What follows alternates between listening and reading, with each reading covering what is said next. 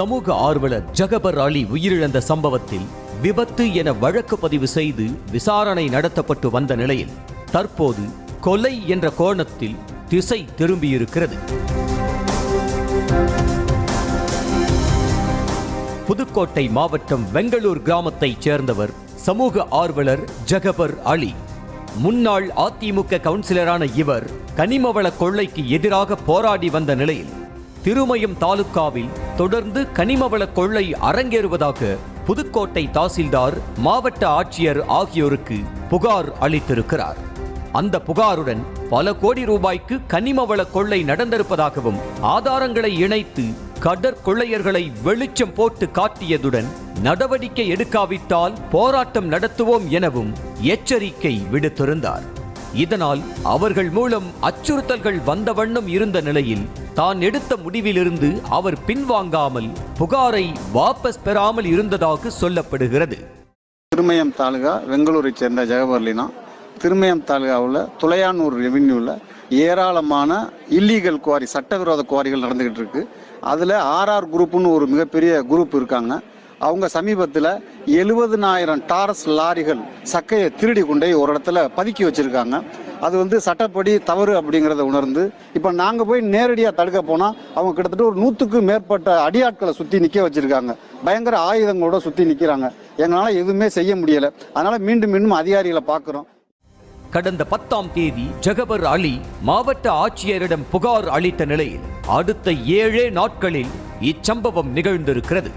கடந்த 17ஆம் தேதி பள்ளி வாசலில் தொழுகையை முடித்துக் கொண்டு இருசக்கர வாகனத்தில் திரும்பிய ஜகபர் அலியின் மீது டிப்பர் லாரி மோதியதில் சம்பவ இடத்திலேயே அவர் உயிரிழந்தார். புகார் கொடுத்த சில நாட்களிலேயே அவர் உயிரிழந்ததால் மர்மம் இருப்பதாக சந்தேகம் எழுந்துள்ளது.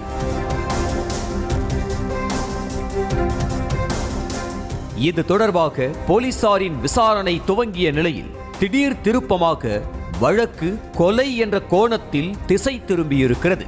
சமூக ஆர்வலர் ஜகபர் அலி வழக்கை கொலை வழக்காக மாற்றிய போலீசார் 5 பேர் மீது வழக்கு பதிவு செய்தனர். மேலும் ஆர்ஆர் குவாரியின் உரிமையாளர் ராசு, அவரது மகன் தினேஷ், முருகானந்தம், காசிநாதன் ஆகியோரை போலீசார் கைது செய்தனர். இதில் ஆர்ஆர் கல்குவாரியின் மற்றொரு உரிமையாளர் ராமையா தலைமறைவானார்.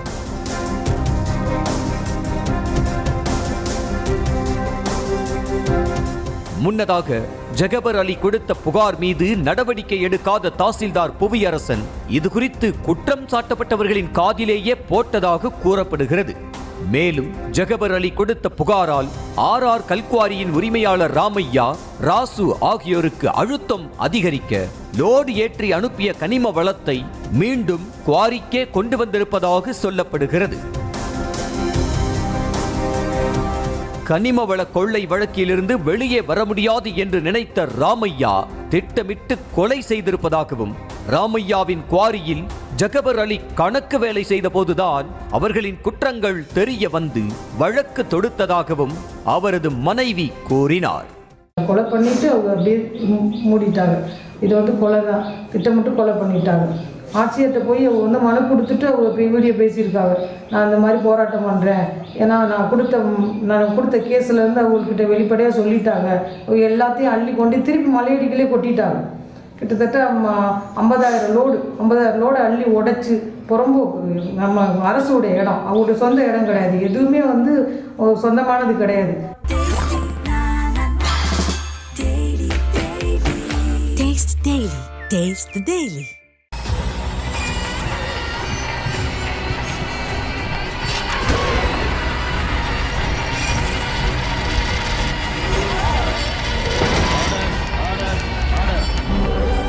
நிகழ்தகவு குற்றங்களின் மறுபரிமாணம். நாள்தோறும் இரவு 10 மணிக்கு இணைந்திருங்கள் நமது நியூஸ் தமிழ் தொலைக்காட்சியோடு.